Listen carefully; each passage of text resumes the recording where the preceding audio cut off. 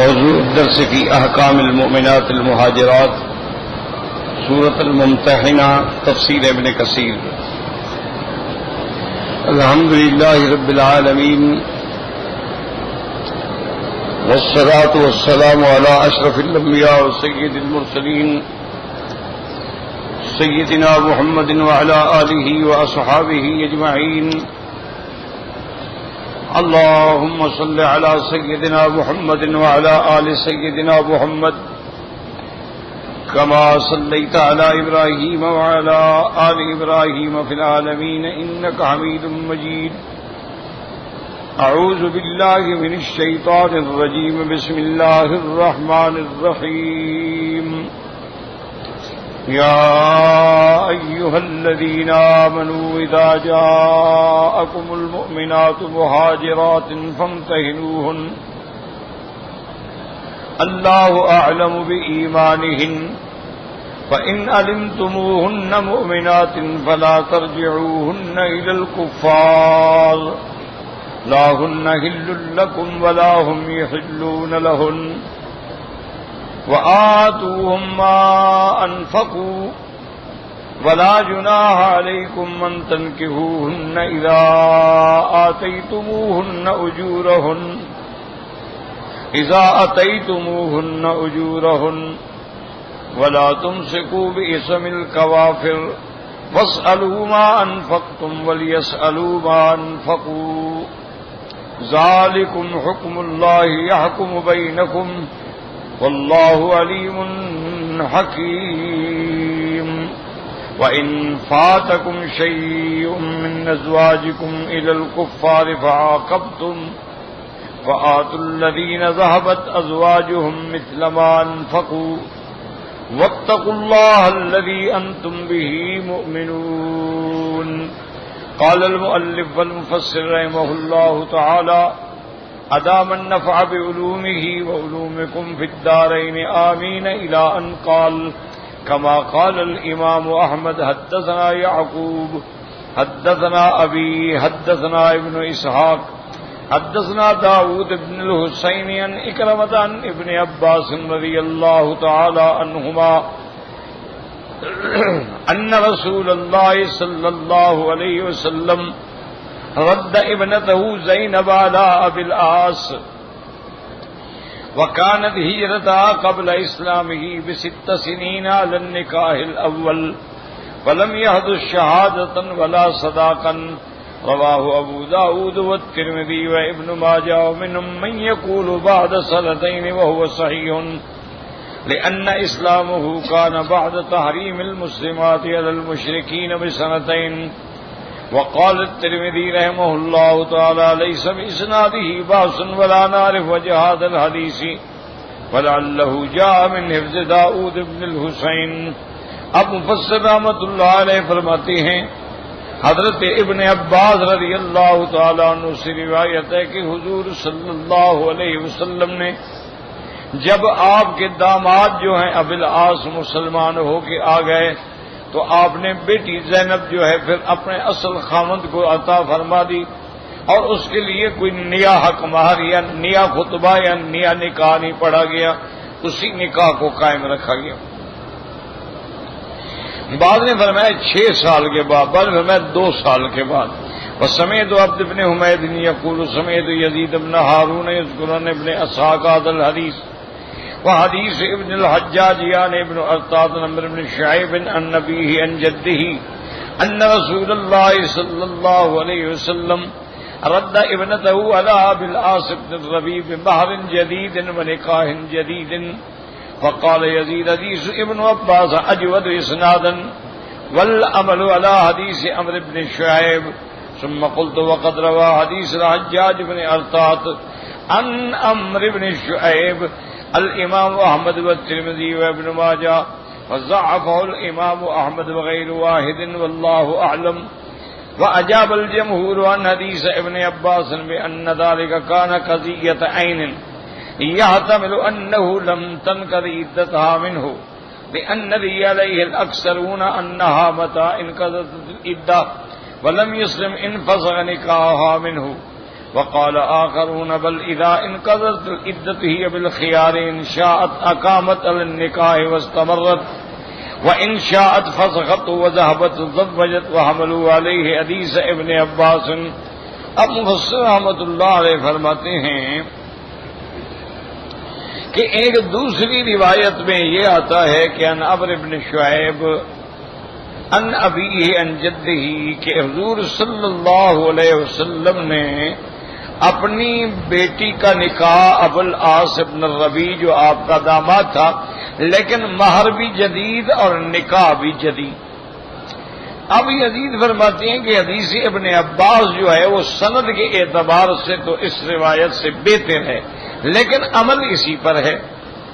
جمہور کہتے ہیں کہ حضرت ابن عباس کی جو روایت ہے وہ شاید ایک معین قصے میں ہے، یا یہ ہے کہ ابھی اس کی عدت نہیں گزری تھی، کیونکہ اکثر علماء یہ کہتے ہیں کہ اگر عدت گزر جائے اور خاوند مسلمان نہ ہو تو پھر نکاح جو ہے وہ ختم ہو جاتا ہے، اور بعض کہتے ہیں کہ عدت گزرنے کے بعد بھی عورت کے اختیار میں ہے، چاہے تو اسی نکاح پہ قائم رہے اور چاہے تو اس نکاح کو ختم سمجھے، فذهبت زوجت اور جا کے دوسری جگہ وہ شادی کر لے۔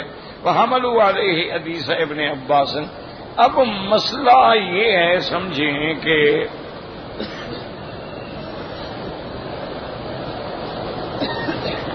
عورت مسلمان ہو گئی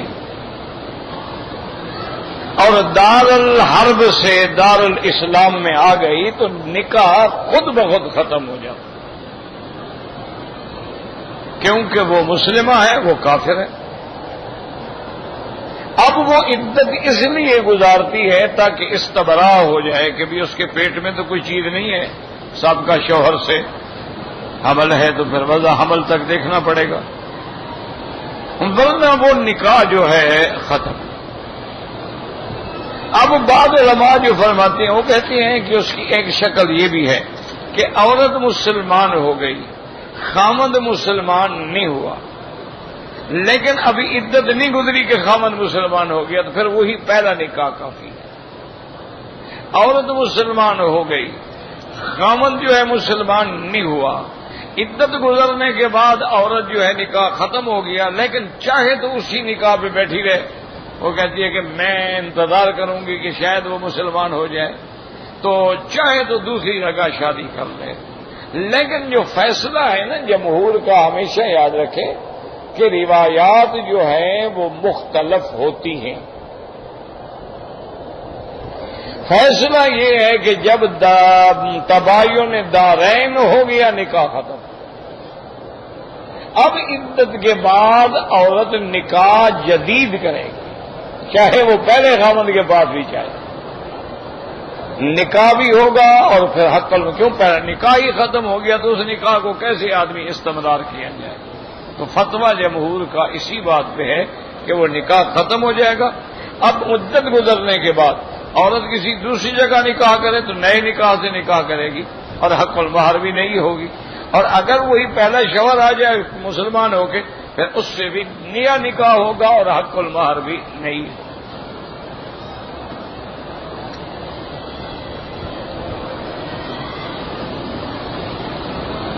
وقوله تعالى وآتوهم ما أنفقوا يعني أزواج المهاجرات من المشركين ادفعوا إليهم الذي غرموه عليهن من الأصدقة۔ اللہ نے یہ بھی حکم فرما دیا کہ بھئی عورت تو مسلمان ہو کے آ گئی، اس کا خامند جو ہے وہ کافر ہے، مشرک ہے، وہ نہیں آیا، لیکن اس نے اس بیوی پہ خرچ تو کیا تھا نا، عقل مہر دی، نکاح ہوا، خرچہ ہوا، تو اب جو مسلمان یہاں اس سے نکاح کرنا چاہے اس کو خرچہ واپس کرے، تاکہ اس کا حق کیوں مارا جائے، اس کا حقوق جو عباد ہے کیوں باقی رہے، تو اس کو واپس کیا جائے۔ قالوا ابن عباس مجاہد وقتادہ والزہری وغیر واحد وقوله تبارک وتعالی ولا جناح علیکم ان تنکحوهن اذا آتیتموهن اجورهن یعنی اذا آتیتموهن اصدقتهن فانکحوهن ازوجوهن بشرطه من انقضاء العدة والولی وغیر ذلك۔ اب ہم اللہ نے فرمایا کہ اگر ان کی عدت گزر گئی ہے، اب تم نکاح کرنا چاہتے ہو بالکل کرو، لیکن ان کو حق المہر بھی دو اور اس کے ولی کی شرطیں، باقی بھی ساری شرطیں جو ہیں وہ پوری ہوں گی۔ وقولہ تبارک و تعالی ولا تمسکوا باسم الکوافر تحریما من اللہ عز وجل علی عبادہ المؤمنین نکاح المشرکات والاستمرار معہن۔ اب اللہ نے حرام کر دیا کہ کوئی مسلمان اپنے گھر میں مشرکہ عورت نہ رکھے، اگر وہ کافرہ ہے، مشرکہ ہے، اس کو چھوڑ۔ کیوں مشرکہ جب تیرے لیے حرام ہے تو پھر اس کو قابو میں رکھنے کا کیا مطلب ہے؟ وفي الصحيح عن الزهري عن عروة بن مسعود مروان حكم أن رسول الله لما عاهد كفار قريش يوم الحديبية جاءوا نساءه من المؤمنات فأنزل الله عز وجل يا أيها الذين آمنوا إذا جاءكم المؤمنات مهاجرات إلى قوله ولا تمسكوا باسم الكوافر فطلقهم الخطاب يومئذ امرأتين تزوج إحداهما معاوية بن سفيان والأخرى صفوان بن أمية وقال ابن سلمة عن الزهري عند هذه الآية على رسول الله صلى الله عليه وسلم وهو بأسفل الحديبية صالحهم ألا أنه من نتاه منهم رده إليهم فلما جاء النساء نزلت هذه الآية وأمروا أن يردوا الصداق إلى أزواجهن وحكم المشركين مثل ذلك إذا جاءتهم امرأة من المسلمين أن يردوا الصداق إلى أزواجهن قال ولا تمسكوا باسم الکوافر۔ اب مفسر رحمۃ اللہ علیہ فرماتے ہیں کہ صحیح کے اندر یہ روایت موجود ہے مسور اور مروان ابن الحکم سے کہ سرکار دو عالم نے جب معاہدہ فرمایا تھا کفار قریش سے جاءوا نساء او من المؤمنات، تو کئی مومنہ عورتیں بھی آ گئیں۔ تو اب اللہ نے قرآن میں حکم فرما دیا کہ کوئی عورت مومنہ ہجرت کر کے آئے، امتحان کرو، اگر مومن ہے اس کو واپس نہ کرو۔ اور اسی طرح اللہ نے یہ بھی حکم دے دیا کہ تمہارے گھر میں کوئی مشرکہ ہے اس کو بھی چھوڑ دو، کیونکہ اب مشرکہ کا نکاح جو ہے وہ حرام ہو گیا، مشرکہ سے نکاح نہیں ہو سکتا، عورت مشرکہ ہے تب بھی نہیں ہو سکتا، مرد مشرک ہے تو اس سے بھی کسی مسلمان عورت کا نکاح نہیں ہو سکتا۔ اب مفسر رحمۃ اللہ علیہ فرماتے ہیں کہ حضرت عمر بن الخطاب رضی اللہ تعالی عنہ نے اس دن دو بیویوں کو طلاق دی، تو ان کے طلاق دینے کے بعد تزوج احداہما معاویہ بن ابی سفیان والاخری صفوان بن امیہ، تو جن کو حضرت عمر نے چھوڑ دیا تھا، ایک سے حضرت معاویہ کی شادی ہوئی اور دوسری سے صفوان ابن امیہ کی شادی ہوئی۔ وقال ابن سعد معمر عن الزهري انزلت هذه الآية على رسول الله صلی اللہ علیہ وسلم، آپ جب حدیبیہ میں تھے تو یہ آیت اتری۔ فلما جاء النساء، جب عورتیں آئیں تو یہ آیت آئی، اور یہ بھی حکم آیا کہ جو عورت ادھر آ گئی ہے اس کے خامد کا جو حق ہے یا کل مہر ہے وہ اس کو واپس کی جائے، اور مشرکین کو بھی حکم ہوا کہ تمہارے بعد اگر کوئی عورت مسلمان مرتد ہو کے آ جائے تو تم بھی اس کے خامد کو حق المہر اور ہر چیز جو ہے واپس کرو۔ بہرحال اب اس مسئلے میں یہ بات سمجھیں کہ حضرت عمر رضی اللہ تعالی عنہ نے دو عورتوں کو طلاق کیوں دی؟ کیونکہ حدیث صحیح ہے، اور پھر یہ بھی ہے کہ ایک سے نکاح جو ہے حضرت معاویہ رضی اللہ تعالی عنہ کا ہوا، اور ایک سے نکاح جو ہے صفوان ابن امیہ کا ہوا۔ اصل میں قصے کو وضاحت سے ذکر نہیں کیا گیا۔ حضرت عمر رضی اللہ تعالی عنہ کی کچھ بیویاں جو ہیں وہ حالت مشرکہ ہونے میں مکے میں تھیں، آپ تو ہجرت فرما گئے، وہ رہ گئیں۔ اچھا، اس وقت تک مشرکہ سے نکاح حرام نہیں تھا، حضور پاک کی بیٹی کا نکاح جو ہے عاصم بن ربیع سے ہوئی تو کافر تھا، تو اس وقت کافروں کا مسلمانوں کے ساتھ نکاح ہو سکتا. جیسے زمانہ اولا میں حضرت نوح علیہ السلام کی بیوی کافرہ تھی تو حضرت نوح علیہ السلام کا نکاح تھا. حضرت لوط علیہ السلام کی بیوی کافرہ تھی تو لوط علیہ السلام اس زمانے میں یعنی کافر عورت سے نکاح جائز تھا. لیکن اب حکم آ گیا کہ بھی لا ہن حل لہم ولا ہم یحلون لہن. نہ مشرکہ مسلمان پہ حلال ہے اور نہ مسلمان پر مشرکہ عورت حلال اور نہ کافر پر مسلمان عورت حلال ہے. ان کا نکاح ہو ہی نہیں سکتا. اگر ہے تو نکاح فسخ ہو گیا. اس لیے حضرت عمر نے طلاق دے دی. بعد میں وہ اسلام لے آئی. اسلام لانے کے بعد پھر ان کا نکاح جو ہے وہ حضرت معاویہ اور صفوان ابن امیہ سے ہوا. یہ نہیں کہ اسی وقت انہیں طلاق دی انہوں نے نکاح کر دیا. یعنی واقعے کو اختصار سے بیان کیا جاتا ہے. بھئی انجام کیا ہوا؟ حضرت عمر نے تو طلاق دے دی. پھر کیا ہوا؟ نے کہا پھر ان عورتوں کا نکاح فلاں فلاں سے ہوا تھا. یہ مانا نہیں ہوتا کہ اسی وقت ہو گیا. وہ تو طلاق کے بعد عدت ہے، زمانہ ہے، اور پھر وہ مسلمان ہو کر وہاں آئیں، اس کے بعد جا کے نکاح جو ہے وہ ہو گیا. اور دوسری بات یہ سمجھیں کہ اسلام کے اندر حلال میں شرم نہیں ہوتا، حرام سے شرم ضروری ہے. اب ہمارا مزاج، دماغ، عادات اتنے الٹے ہو گئے ہیں کہ ہمیں حلال سے شرم آتی ہے، حرام سے شرم نہیں رہی. مصیبت ہو گئی. مثال کے طور پر آپ اپنی بیوی کے ساتھ مدینہ منورہ کے سفر پہ جا رہے ہیں. میاں بیوی ہیں، گاڑی ہے، کار ہے. اچھا اب تو ماشاءاللہ راستے میں ہوٹل بھی بن گئے. پہلے تو خیر ہوٹل نہیں ہوتے تھے. پہلے تو ایسے پرانے قہوے ہوتے تھے.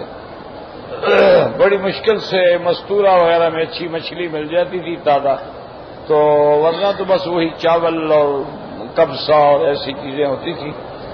اور پانی بھی وہ کوئی برف کا یا ٹھنڈا پانی کا تصور ہی نہیں تھا. وہ تو بس مٹی کے جو سرائیاں ہیں وہ بھر کے ایسے رکھ دیتے تھے ہوا سے، وہ جو ٹھنڈی ہو گئی نا بس ہو گئی. تو اب یہ ہے کہ مثلا میاں بیوی مدینے پاک جا رہے ہیں. ایک بات کو سمجھے، ان کے پاس گاڑی ہے، کار ہے. خامد کو خیال آ گیا، شہوت آ گئی. اچھا اس کی بیوی ہے، حلال ہے، لیکن وہ حلال سے شرم کرے گا، بیوی کو کبھی نہیں کہے گا. وہ اپنی شہوت میں اندر اندر جلتا رہے گا. کہے گا یار کیا طریقہ ہے، میں کیا کہوں، شرم کی بات ہے، ہم راستے میں. اچھا اگر وہ کہہ بھی دے تو بیوی کہے گی عجیب بات ہے، کیا تمہیں کوئی ایسی آگ لگ گئی ہے، جا رہے ہیں مدینہ شریف، وہاں جا کے ملیں گے، کوئی ضروری ہے کہ ہم راستے میں ملیں. یعنی حلال میں بڑا شرم ہے. اور اگر راستے میں کہیں گاڑی کھڑی کریں اور نعوذ باللہ کوئی غلط عورت، غیر محرم عورت مل جائے تو پھر کوئی نہیں چھوڑے گا، ہر کوئی فائدہ اٹھا لے. پھر نہیں کہے گا راستہ ہے، ریت ہے، نیچے بستر نہیں ہے، کپڑا نہیں ہے، کہاں لیٹے، حرام کا مال ہے رگڑو. تو ہمارا اور مسلمانوں کا یہ فرق. اب دیکھیں کہ حضور پاک رحمت دو عالم اللہ کی کائنات میں، یاد رکھو اللہ تو خالق ہے نا، مخلوقات میں میرے مدنی محبوب سے زیادہ شان والا کوئی نہیں آیا اور نہ قیامت تک آئے گا. اسی لیے بعد عاشقوں نے محبت میں یہ ترجمہ بھی کیا ہے کہ مولا تیرے اوپر وحدت ختم ہے اور محمد پہ رسالت ختم. تیرے سوا خدا کوئی نہیں اور محمد کے سوا مصطفیٰ کوئی صلی اللہ علیہ وسلم. اسی کو فارسی بزرگوں نے کہا کہ بعد از خدا بزرگ تو ہی قصہ ہے مختصر، کہ اللہ کے بعد اگر کسی کی شان مخلوق میں تو حضرت محمد مصطفیٰ. یہ ایمان ہے ہر کلمے پڑھنے والے کا، اس میں کوئی جھگڑا نہیں، اس میں کوئی حنفی شافعی مالکی حنبلی اہل حدیث تبلیغی نہیں، ہر کلمے پڑھنے والے کا یہ ایمان ہے۔ اچھا، پھر حضور پاک کو اللہ نے 100 مرد کی طاقت دی تھی۔ حضور صلی اللہ علیہ وسلم نے جس دن حج پہ آنا تھا، ایک رات میں آپ 9 بیویوں کے پاس گئے، اتنی اللہ نے طاقت دی۔ اچھا، پھر طاقت کے بعد کنٹرول یہ تھا کہ اگر نہ چاہیں تو مہینوں تک عورت کی طرف دیکھتے ہی نہیں تھے۔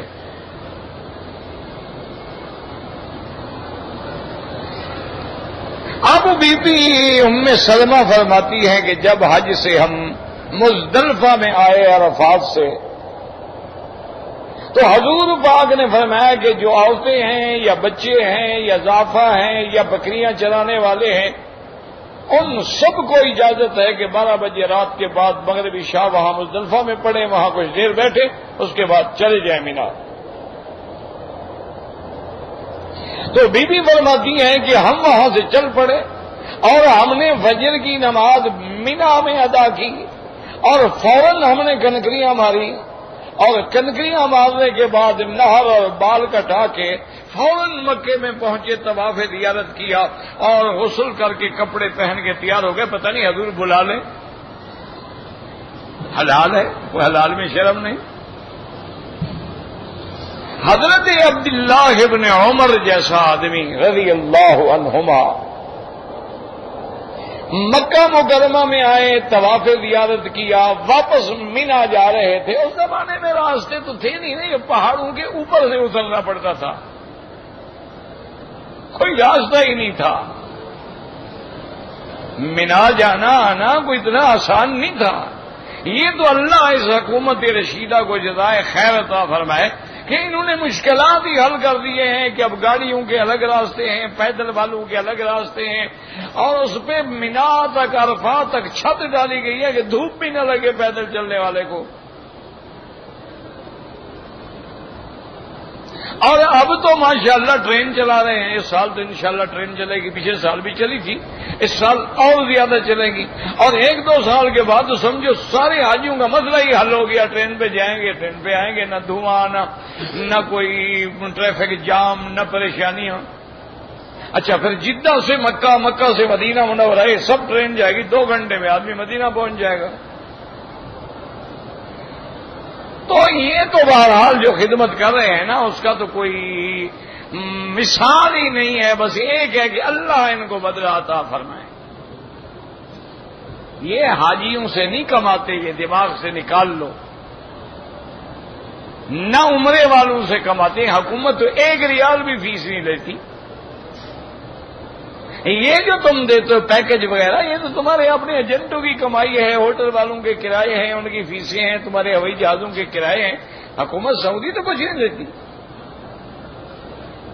نہ حاجی سے حکومت کچھ لیتی ہے۔ وہ جو پیسے کاٹے جاتے ہیں وہ معلم کے ہوتے ہیں، وہ دلیل کے ہوتے ہیں، حکومت کچھ نہیں۔ حکومت تو ہر سال خرچ کرتی ہے حاجی پہ۔ وہ تو آخر معلم ہے، اس نے مکتب سنبھالنا ہے، 5000 حاجی کو کنٹرول کرنا ہے، ان کے وہاں خیموں کا انتظام کرنا ہے، ان کے لیے بسیں، گاڑیاں، آنا جانا، جدے پہنچا تو اس کا ان کو فیس دی جاتی ہے۔ اور یا بسوں کا کرایہ ہوتا ہے تو وہ کمپنی والے لے جاتے ہیں۔ حکومت الحمدللہ حاجی عمرے والے سے 1 ریال بھی نہیں لیتی ہے، اور ہر سال حاجی پہ خرچ کرتی ہے۔ کیا خیال ہے آپ کا ٹرین جو بن رہی ہے اس میں کتنا پیسہ لگے گا؟ کیا خیال ہے آپ کا اب جو حرم بن رہا ہے اس میں کتنا خرچہ ہوگا؟ یہ 12 لاکھ آدمی کی جگہ ہوگی نماز پڑھنے کی۔ آپ کا کیا خیال ہے یہ جو گھڑی لگی ہے اس میں کیا خیال ہے آپ کا کتنا خرچہ ہوگا؟ کہ انہوں نے پوری دنیا کا ریکارڈ بھی توڑ دیا کہ اب دنیا میں بگ بین کا نام ہوتا تھا، اب اس کو کوئی نہیں پوچھے گا، اب حرم والی گھڑی پوچھی جائے گی۔ اور حاجی کو بھی سبق دیا کہ دیکھو گھڑی میں 1 گھنٹہ گزر گیا، تیری زندگی کا کام ختم ہو گیا، تیرا دن گزر گیا، تیرا عمرے کا دن کٹ گیا، عبادت کرو، وقت ضائع نہ کرو۔ گھڑیاں اس لیے لگائی جاتی ہیں، اس لیے نہیں لگائی جاتی میں خوبصورت لگتی ہیں۔ اور یہ 8 کلومیٹر دور سے اس کا ٹائم آپ دیکھ سکتے ہیں، اور اس کا اندر باہر پیور سونا ہے، 3 ارب اس پہ خرچ ہوا ہے، 3 ارب روپے نہیں، ریال نہیں، ڈالر۔ اب آپ اندازہ کریں پھر حرم پہ کتنا خرچ ہوگا؟ یہ جتنا لوگوں کے گھر تھے ان کو بھی تو پیسے دو، پھر ان گھروں کو توڑو، پھر بناؤ، پھر تعمیر کرو۔ اب جناب ہر طرف سے، عتیبیہ سے، شیب عامر سے، جرول سے، ہر طرف سے انہوں نے نیچے سرنگیں بنا دی، حاجی نیچے آیا سیدھا حرم۔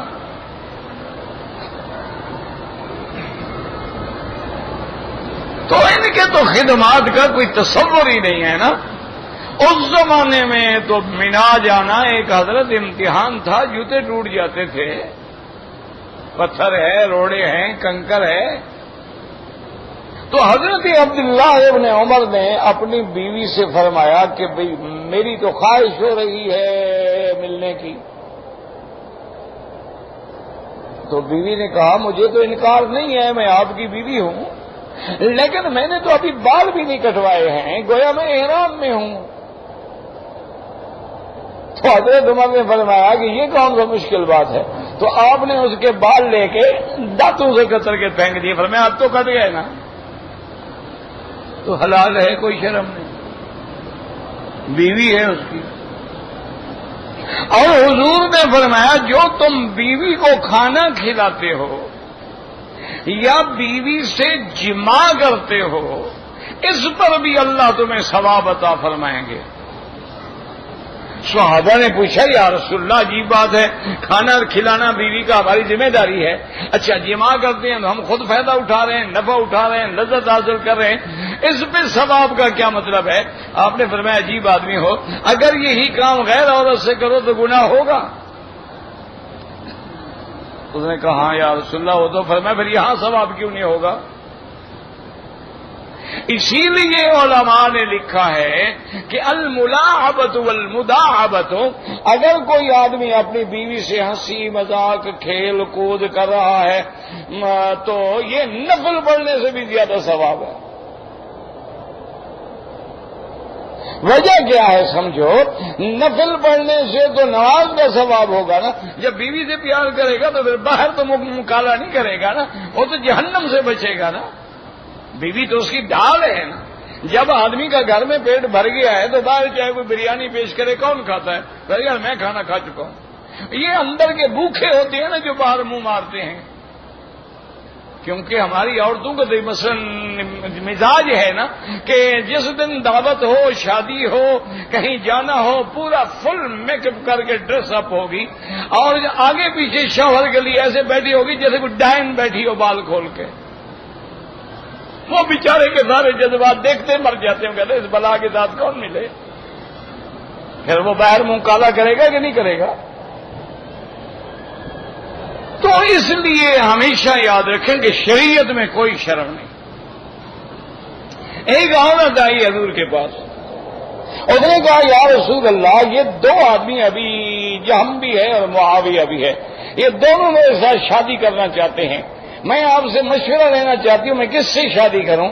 آپ نے فرمایا بات سنو، یہ معاویہ جو ہے سعلوک ہے، اس کے پاس پیسے شیسے ہیں نہیں، وہ تو بالکل خالی دامن ہاتھ ہے، اور دوسرا جو ابھی جام ہے وہ ڈنڈا ہر وقت ہاتھ میں رکھتا ہے، وہ اپنی بیویوں کو مارتا بہت ہے، اب تمہاری مرضی کیسے شادی کرو؟ کوئی اس میں شرم نہیں۔ حضرت عمر کی بیٹی بیوہ ہوئی تو سیدھا حضرت عثمان کے پاس آئے کہ میری بیٹی سے شادی کر لو، کوئی شرم نہیں۔ ہم کہتے ہیں جی بیٹی والے ہماری ناک کٹ جائے، ہم جا کے کہیں لوگوں سے؟ اللہ کے بندے، بیٹی ہو بیٹا ہو آدمی ایک دوسرے کو کہتا ہے، کہو گے تو مسائل حل ہوں گے نا۔ تم اکڑ کر کے گھر میں بیٹھے رہو تو لوگ خواب دیکھیں گے تمہاری لڑکیوں سے رشتہ لینے کے لیے. اپنے مسائل ہیں لوگوں کے پاس رکھو، علماء کے پاس جاؤ، آپ کے قریب کوئی دینی مدرسہ ہے وہاں چلے جاؤ، عالم سے کہو میری بیٹی جوان ہو گئی ہے، کوئی اچھا لڑکا نظر آئے تو رشتہ کر دو. دیکھو سارے مسائل حل ہوتے ہیں کہ نہیں ہوتے. اگر عورتیں آئیڈیل کی تلاش میں ہیں تو پھر انشاءاللہ نہ آئیڈیل ملے گا تو نہ جیڈیل ملے گا. پھر گھر میں بیٹھی رہیں اور جلتی رہیں اور بوڑھی ہو جائیں. استخارہ کرو، خیر ہے بس کر دو. کیوں؟ یہ اللہ کا فیصلہ ہے کہ ان یکونوا فقراء، اگر وہ غریب ہیں اللہ فرماتے ہیں شادی کرو میں ان کو غنی بنا دوں گا. اسی لیے ہمارے لوگوں نے ایک مثال بنا رکھی ہے نا جی کہ رزق عورت کی وجہ سے ملتا ہے اور عزت خاوند کی وجہ. یہ مدرا شدرا کوئی نہیں ہے. مانا یہ ہے کہ اللہ ان کو غنا عطا فرما دیتے ہیں. اور حضور نے یہ فرمایا ہے کہ اگر کسی چیز میں نحوست یا برکت ہوتی تو 3 چیزوں میں، یا گھر میں یا گھوڑے میں یا بیوی میں. کبھی آدمی گھر لیتا ہے جو کچھ ہے پہلے ہی برباد ہو جاتا ہے. کبھی گھر لیتا ہے ماشاءاللہ وقت لگ جاتا ہے. کبھی عورت گھر میں آتی ہے رزق کے دروازے کھل جاتے ہیں. کبھی آتی ہے جو پہلا تھا وہ بھی ختم ہو جاتا ہے. اسی طرح گھوڑا خریدتا ہے جو پہلا رزق تھا وہ بھی گیا یا اور زیادہ مل گیا. تو ان چیزوں میں نحوست بھی ہو سکتی ہے اور برکت بھی ہو سکتی ہے. تو اس لیے ہمیشہ یاد رکھیں کہ حلال سے کوئی شرم نہیں، حرام سے شرم کرو. کہ غیر محرم پہ نظر نہیں ڈالنا، غیر محرم کو دیکھنا نہیں ہے، غیر محرم سے بات نہیں کرنی ہے. اگر کوئی ضروری بات ہے تو بس ہاں نہ ہمیں جواب دو، لمبے قصے کہانیاں نہ کرو. تو اس لیے اب دیکھیں اسلام کتنا انصاف کر رہا ہے کہ بھئی اگر وہاں سے عورت آ گئی اس کا خامن تو وہاں رہ گیا، اس نے جو خرچ کیا تھا اس کو واپس کرو. وهكذا قال عبد الرحمن بن زيد بن أسلم وقال إنما حكم الله بينهم بذلك لأجل ما كان بينهم وبينهم من العهد. اللہ نے یہ حکم کیوں دیا تھا کہ ان کی آپس میں معاہدہ تھا، صلح تھی. وقال محمد بن اسحاق الزهري طلق عمر يومئذ قريبة بنت أبي أمية بن المغيرة فتزوجها معاوية أم كلثوم بنت عمرو بن جربت الخزاعية وهي أم عبد الله وزوجها أبو جهم بن حذيفة بن غانم رجل من قومه وهما على شركهم وطلق طلحة بن عبيد الله عروة بنت ربيعة بن الحارث بن عبد المطلب وتزوجها بعده خالد بن سعيد بن العاص وقالوا تعالى واسألوا ما أنفقتم وليسألوا ما أنفقوا. اب محمد بن اسحاق زہری فرماتے ہیں حضرت عمر نے اس دن قریبہ بنت ابی امیہ، یہ ان کی بیوی تھی، اس کو چھوڑ دیا. اس کے ساتھ پھر نکاح ہوا حضرت معاویہ کا. ام کلثوم بنت عمر بن جرور الخزاعیہ جو ہے اس کا نکاح ہوا ابو جہم ابن حذیفہ ابن غانم سے، اسی قبیلے کا تھا. طلحہ ابن عبید اللہ نے بی بی عروہ بنت ربیعہ کو طلاق دے دی. فتزوجها بعده خالد بن سعید بن العاص، بعد میں خالد بن سعید بن العاص سے اس کا نکاح ہوا. تو اللہ نے فرمایا وَاسْأَلُوا مَا أَنفَقْتُمْ، ان سے مانگو جو تم نے خرچ کیا ہے.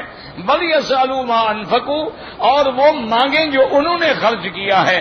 وَطَالَبُوا بِمَا أَنفَقْتُمْ عَلَىٰ أَزْوَاجِكُمْ اللَّاتِي يَذْهَبْنَ لِلْكُفَّارِ إِنْ ذَهَبْنَا وَلْيُطَالِبُوا بِمَا أَنفَقُوا عَلَىٰ أَزْوَاجِهِمُ اللَّاتِي هَاجَرْنَ إِلَى الْمُسْلِمِينَ.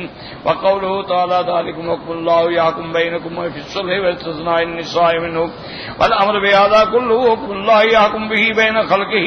اللہ تبارک و تعالیٰ کا یہ حکم ہے جو اللہ نے فیصلہ فرمایا ہے عورتوں کے بارے میں، اور یہ سارے اللہ کے حکم ہیں، کوئی یعنی پیغمبر نے اپنی طرف سے یہ حکم نہیں دیا. واللہ علیم حکیم ہے، علیم ما یصیبہ حکیم فی ذلک. اللہ علم والے ہیں کہ میرے بندوں کے لیے کیا بہتر ہے. اللہ حکیم ہے ہر چیز کا، ان کا فیصلہ جو ہے وہ حکمت پہ مبنی ہوتا ہے.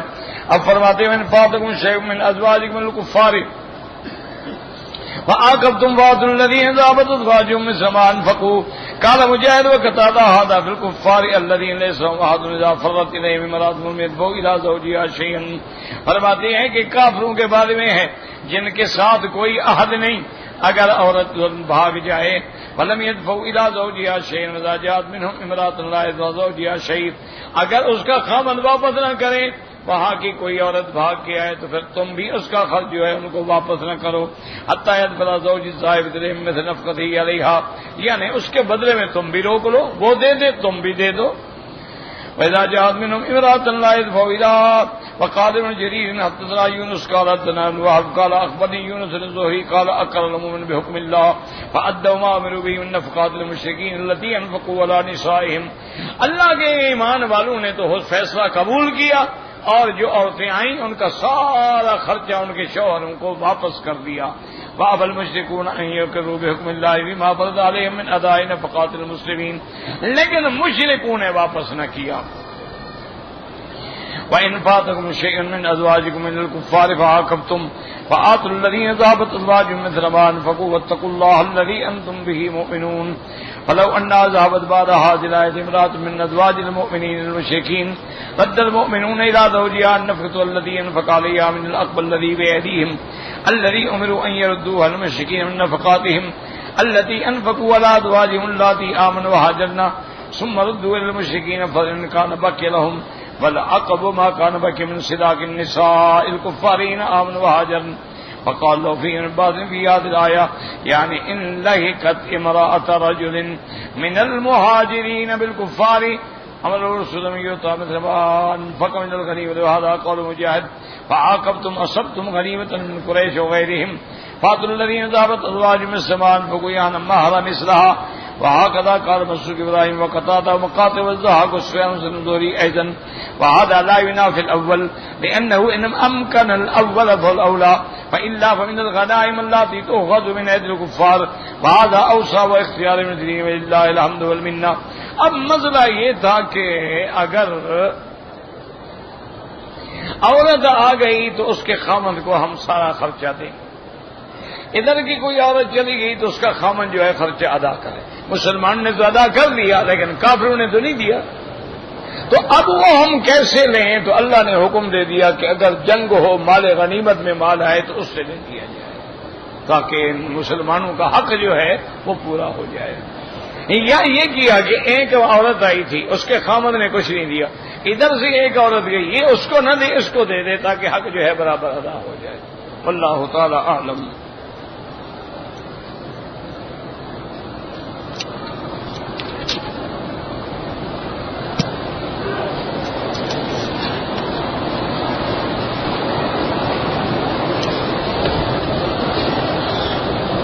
کہتے ہیں جی کہ احرام کو باندھنے کے لیے اندر جو ہے وہ لاسٹک لگا دی جائے پھر تو وہ شلوار بن گئی، وہ چادر تو نہ رہی،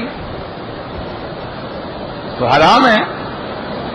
احرام میں مرد کے لیے 2 چادریں ہیں، تمہیں چادریں باندھنی نہیں آتی تو چادر پہ اوپر پیٹی باندھ لو، پیٹی باندھ لو بس. یہ تو نہیں نا کہ اندر لاسٹک لگا کے سلائی کرو، یا بعد میں وقوف جو ہے وہ بکسوئے لگا دیتے ہیں، وہ تو سلائی ہو گئی، وہ تو حرام ہے، وہ دم پڑ گئی. نیچے بھی چادر ہے اوپر بھی چادر ہے، کھلی ہے، کوئی باندھنے کی ضرورت نہیں، کوئی لاسٹک کی ضرورت نہیں.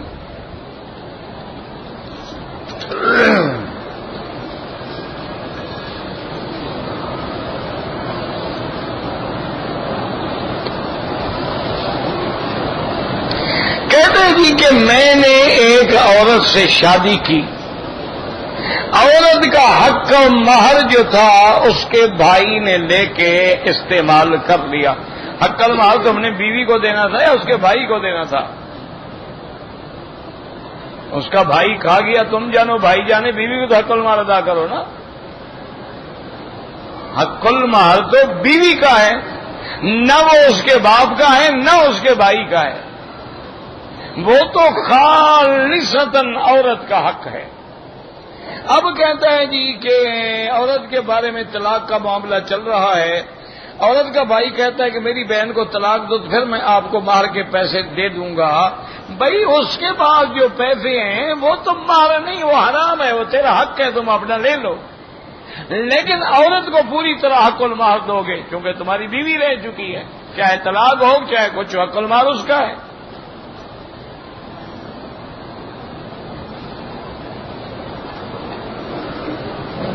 اصل مشکل یہ ہو جاتی ہے، دعا کرو اللہ مجھے بھی آپ کو بھی اور ہر کلمے پڑھنے والے کو ہدایت دے۔ یہ کیا ہے؟ یہ چالاکی ہے۔ عورت کو حق المہر نہیں دیا، اس کے بھائی کو دے دیا، اب منوبت طلاق بھی آ گئی، اب اس کے بھائی کو کہتے طلاق دے دوں گا، وہ پیسے مجھے دے دو، یعنی وہ پیسے بھی واپس آ گئے، عورت بھی چلی گئی، جان چھوٹی۔ یہ جناب اس کے بھائی سے لو یا نہ لو، پہلے عورت کو حق المہر ادا کرو، پھر عورت کے بھائی سے لیتے ہو لے لو، نہیں لیتے ہو نہ لو۔ یہ نہیں ہے کہ اگر طلاق دے دو تو حق المہر گر جائے گی، حق المہر تو ہر حال میں تمہارے ذمہ لازم ہے۔ اچھا، ایک یہ ہوتا ہے کہ مثلا نکاح ہوا اور اس عورت کے ساتھ ایک کمرے میں تو 10 منٹ یا آدھا گھنٹہ بیٹھ گئے، کوئی جمع نہیں ہوا، کچھ نہیں ہوا، لیکن خلوت سیاح ہو گئی ہے، پھر بھی حق المہر دینی پڑے گی۔ اگر تو جمع ہو گیا پوری حق المہر، ورنہ آدھی حق المہر دینی ہو۔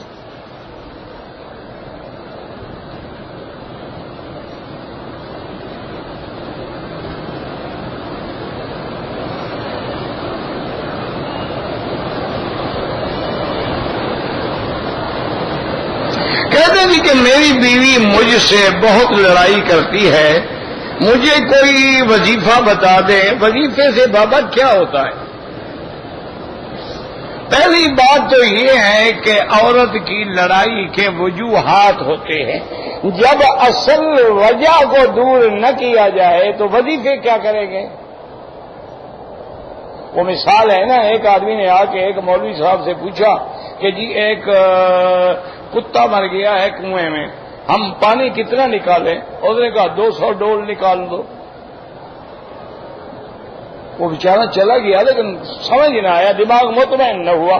ایک اور مولوی ٹکر گیا، اس سے کہا کہ جی یہ کتا پڑ گیا کنویں میں، مر گیا ہے، اب کتنا پانی نکالیں؟ فلاں مولوی نے کہا 200 کا بے وقوف ہے، سارا پانی نکالو۔ پھر چلا گیا، پھر اور آگے جب گیا تو کچھ صحیح عالم مل گیا، اس سے کہا کہ حضور ایسے، انہوں نے کہا پہلے کتا تو نکالو،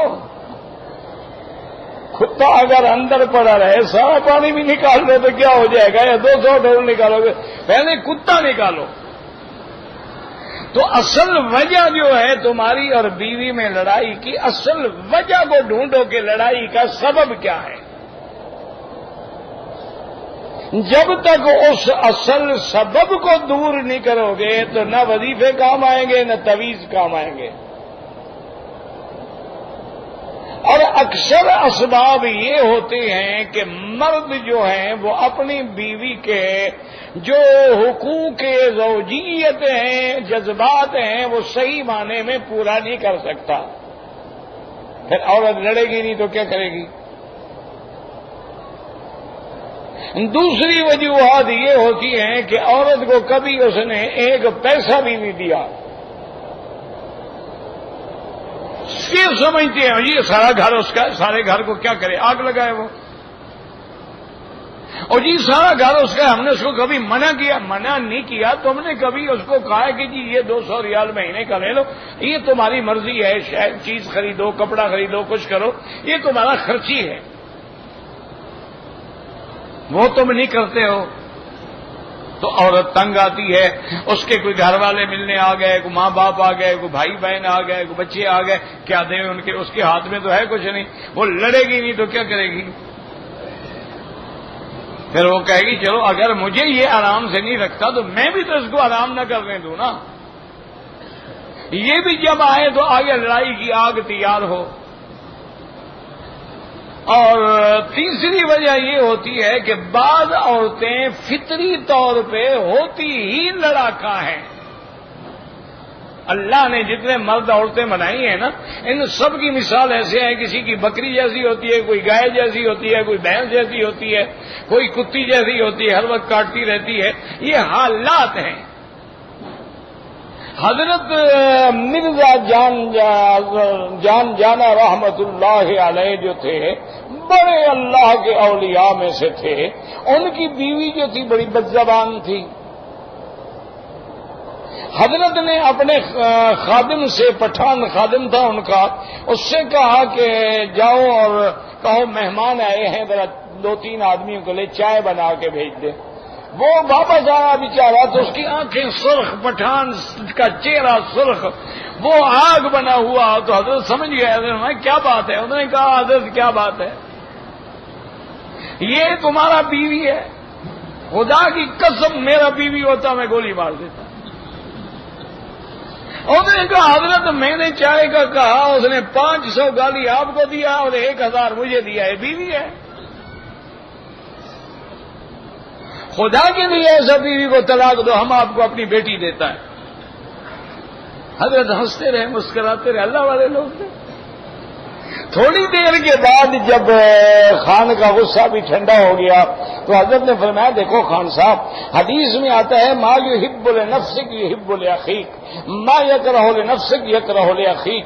جو تم اپنے لیے پسند کرتے ہو بھائی کے لیے بھی وہی پسند کرو، جو اپنے لیے ناپسند کرتے ہو اس کے لیے بھی ناپسند کرو.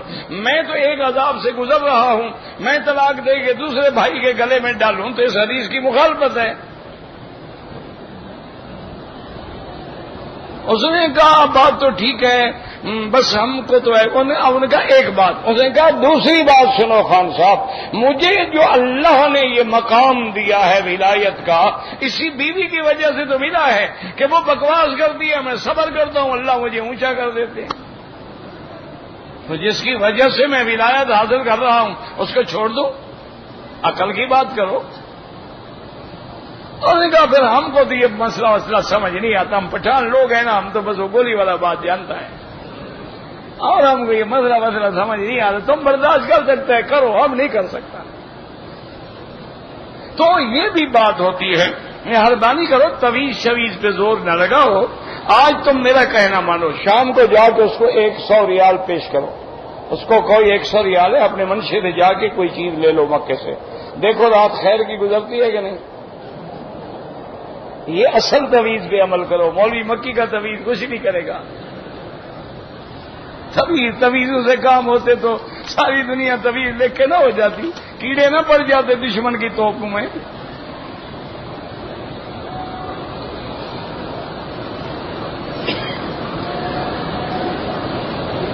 کہتے ہیں کہ میں رکن یمانی پہ استلام کر رہا تھا، کوئی عورت بیچاری اس نے بوسہ دینے کی کوشش کی تو میرے ہاتھ پہ اس کا منہ لگا. اللہ نیتوں کو جانتے ہیں، آپ کی نیت نہیں ہے، بات ختم ہو گئی. بس زیادہ سے زیادہ استغفر اللہ پڑھ لیا، لا حول پڑھ لیا، اعوذ باللہ من الشیطان الرجیم. کیوں؟ اللہ جانتے ہیں نیت کو. تم نے تو نہیں اس کے منہ کو ہاتھ لگایا نا.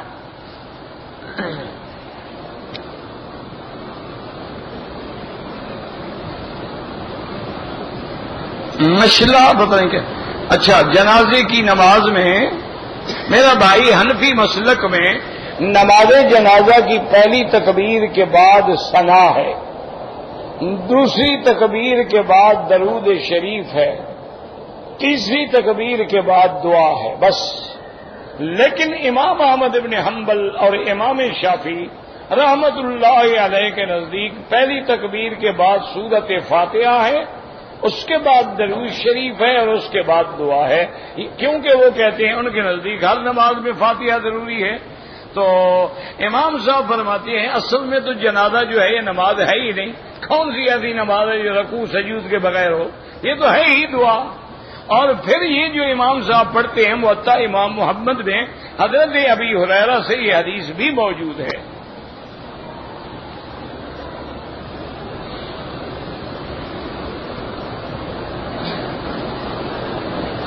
جو آدمی 7 دانے اجوا کھجور کے صبح کھا لے اس دن اس پہ جادو اثر نہیں کرے گا، بعد میں تو کر سکتا ہے.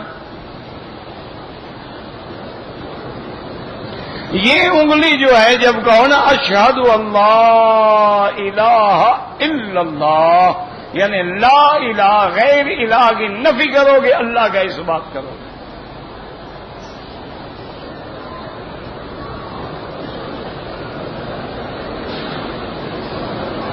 میں جا رہا ہوں، آپ کا درس سنتا رہا، اللہ آپ کو اس کے فائدہ نصیب فرمائے۔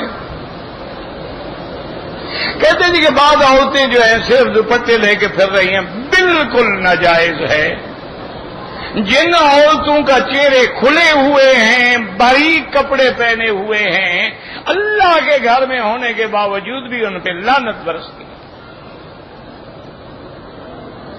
وہ خوش ہیں شاید ہم طواف کر رہے ہیں، وہ لعنتیں اکٹھی کر رہی ہیں۔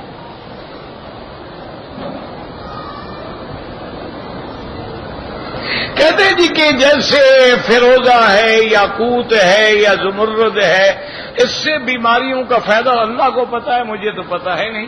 بہرحال اللہ نے جیسے دواؤں میں اثر رکھا ہے پہاڑوں میں بھی رکھا ہوگا، لیکن یہ نفع نقصان کے مالک نہیں ہے۔ یہ عقیدہ رکھنا کہ فلاں آدمی فلاں پتھر پہنے گا تو فائدہ ہوگا، یہ ناجائز ہے، یہ شرک ہے۔ ایک ہے کہ کوئی پتھر ٹھنڈا ہے، کوئی پتھر گرم ہے، کہ کسی پتھر سے پتھری نکل جاتی ہے، کوئی پتھر چٹ کہلاتے ہیں، یہ اللہ عالم۔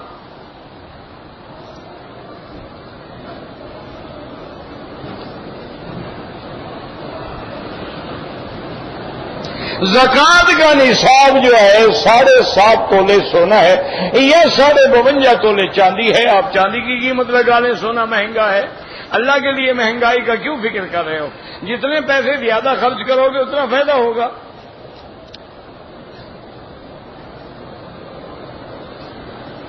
سلا ہوا کپڑا مرد کے لیے حرام ہے، عورت تو سلا ہوا کپڑا پہنے گی، شریف آدمی، عورت چادریں باندھ کے پھرے گی۔ شعبان میں زیادہ روزے رکھے، حضور پاک رحمت دو جہاں صلی اللہ علیہ وسلم شعبان میں زیادہ روزہ رکھتے تھے، حتیٰ کہ بیویاں فرماتی ہیں معلوم ہوتا تھا کہ جیسے پورا مہینہ روزے رکھ رہے ہیں تاکہ رمضان کا استقبال ہو، اور دعا بھی فرماتے تھے اللہم بلغنا رمضان کما بلغتنا شعبان، کہ یا اللہ تو ہمیں رمضان بھی نصیب فرما جیسے شعبان نصیب فرمایا ہے۔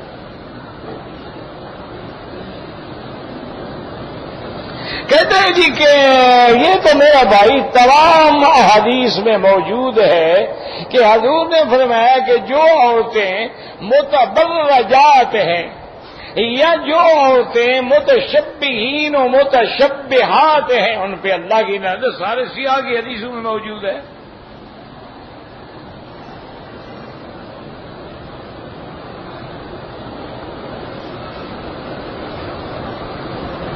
میں اپنے بیٹے کے نام یونس احمد خان مکی رکھنا چاہتا ہوں۔ میرا بھائی یہ تو 4 نام ہے، یونس الگ نام ہے، احمد الگ نام ہے، مکی الگ نام ہے، کتنے نام رکھو گے؟ ایک رکھو۔ یہ تو ہمارے ہاں رواج ہے نا کہ 1.5 سطر کا نام ہوتا ہے، نام ہمیشہ ایک ہوتا ہے، یا احمد نام ہے بس، محمد نام ہے، یونس نام ہے، یہ تھوڑا ہے کہ احمد بھی ہے، محمد بھی ہے، یونس بھی ہے، خان بھی ہے، مکی بھی ہے۔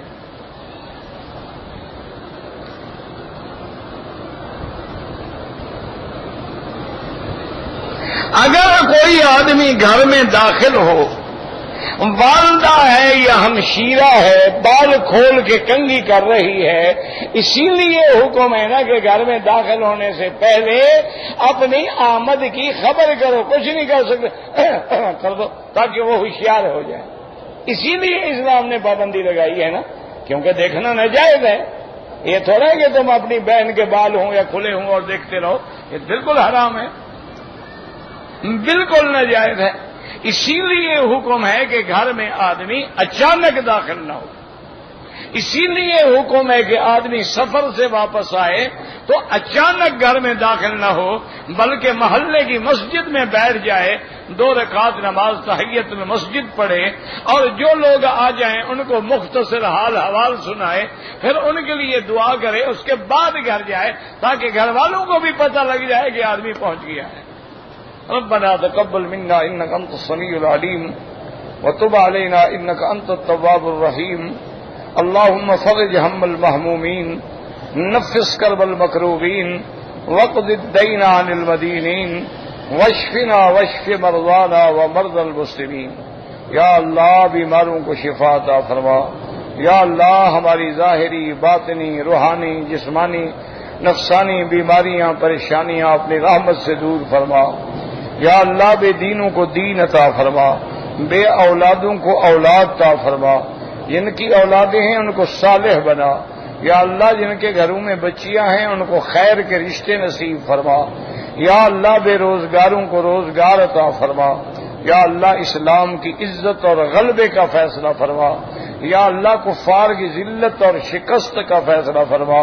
یا اللہ مسلمان عرب میں ہیں، فلسطین میں ہیں، کشمیر میں ہیں، ہند میں ہیں، بنگلہ دیش میں ہیں، پاکستان میں ہیں، جس ملک میں ہیں، جس جہان میں ہیں، ان کی جان، مال، آبرو، عزت کی حفاظت فرما. یا اللہ ہمیں مانگنا بھی نہیں آتا، بغیر مانگے عطا فرما. یا اللہ دین کے کام کرنے والوں کی حفاظت فرما. یا اللہ مساجد اور مدارس کی حفاظت فرما. یا اللہ دعوت کے کام کرنے والوں کی حفاظت فرما. یا الہ العالمین، یا ارحم الراحمین، اس بلد الامین کو قیامت تک ہر فتنے سے محفوظ فرما. ربنا تقبل منا انك انت السميع العليم وتب علينا انك انت التواب الرحيم. صلی اللہ تعالی علی خیر خلقہ سیدنا محمد وعلی آلہ واصحابہ اجمعین. اللهم صل علی سیدنا محمد وعلی آل سیدنا محمد کما